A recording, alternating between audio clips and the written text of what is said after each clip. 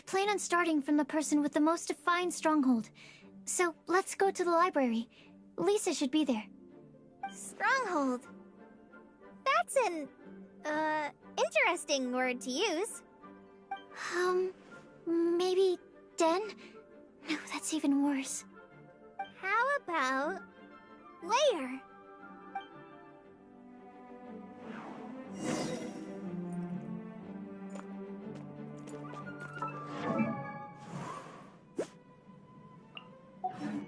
Absorption test.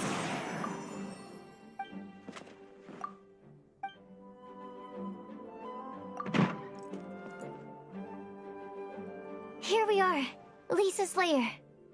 Oh no, that was a bad word choice. Now Sucrose is using it. It's all my fault. Lisa, might I ask if... Huh?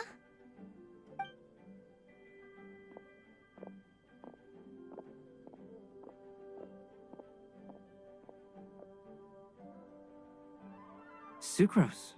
Collei. What are you doing here? I can only sucrose that they were collei-ing on someone. At least that's as far as CYNO. Oh, please, just stop it with these puns. I beg you. Are you trying to win worldwide fame for unfunny jokes? Is Lisa not here at the moment? Surprising, isn't it? She went out. I'm afraid it's just us here looking for information. Except me. I'm not here for information. Like you, I came here for an abortive search for the librarian, who is also my academia senior. Oh, so you studied in the same darshan as Lisa? That's right. Her mentor in Sumeru was also my benefactor. We were both Spontamod students. Wow, that's cool. But wait, we're getting sidetracked. We came here to look for some information. Collei and I are investigating a prophecy, and we were hoping you all might be able to help. Oh? What sort of prophecy?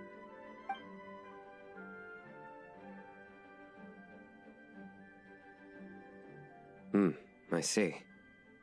You want to ask them about the flower that is not of this world, and me about the one who would never lie. But there's no rush. You don't need to answer right away. We're just here to tell you about the situation. You can take your time to think it over and submit any thoughts you have in written form to the Sucrose mailbox.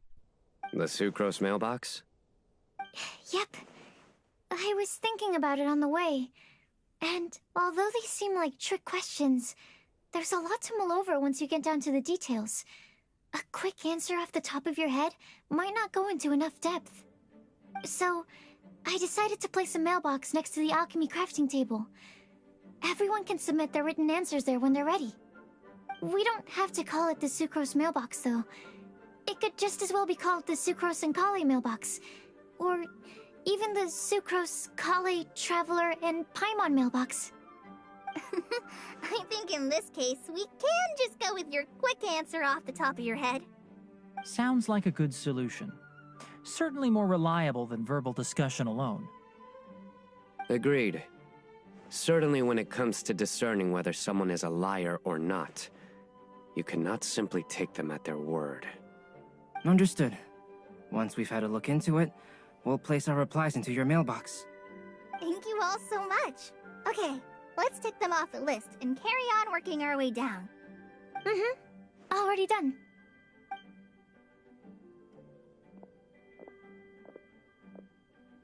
I'm pleasantly surprised to see those two introverts getting along so well. Do you get the feeling that Collei's return to Mondstadt has emboldened her more contrarian side? Yes, I'd noticed that too. Traveling and meeting old friends are both good for the body and soul. And isn't rediscovering one's youth while revisiting old haunts a worthwhile pursuit? When I first met Collei, she'd never known happiness or youth. But things are different now. Her Elazar being cured was a huge milestone in her life. Collei is a very sensitive and introverted child. I'm sure you must have noticed that too, Albedo. From the time she's been in my care, I've observed that she's actually a very lively character by nature. but she had a very rough start in life, and it changed her. So, might I assume that your respective claims of looking for plants and artists in Mondstadt were just pretexts? I wouldn't say that. Both Collei and Genius Invocation TCG are very important to me. Would it really kill you to just say yes in this situation? Fine. Yes. We came out of concern for Collei. She's been back to Mondstadt of her own accord several times, but it has led to no significant improvement in her mood. Well, it won't hurt to give her some more time. I believe that Sucrose might be able to help her. Sounds like an extension of your own self-confidence as her teacher. You could say that. In a similar vein, I've heard that Sumeru scholars often build their social relationships based on their academic ones. Is that true? I suppose it might look like that from your perspective. Sumeru society is something of a special case. The reason it is known as the City of Learning is because all of its resources are in some way linked to academia. As such, academic resources equate to social capital.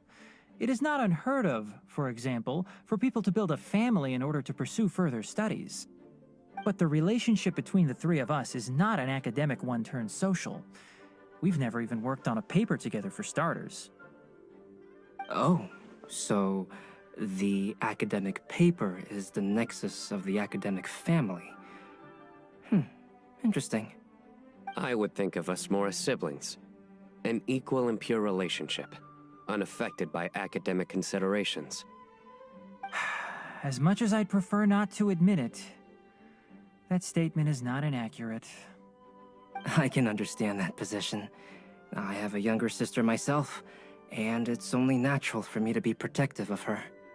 What you describe fits the idea of a city of learning, as I imagine it. The family is where all social relationships intersect. As such, a family founded on common goals may actually be more stable. By the way, who's the eldest between you? Let's not go down this rabbit hole, please. In terms of age, I'm the eldest, of course. He just doesn't want to admit it. But your mental age is younger than that. I dare say even by enough to be the youngest sibling.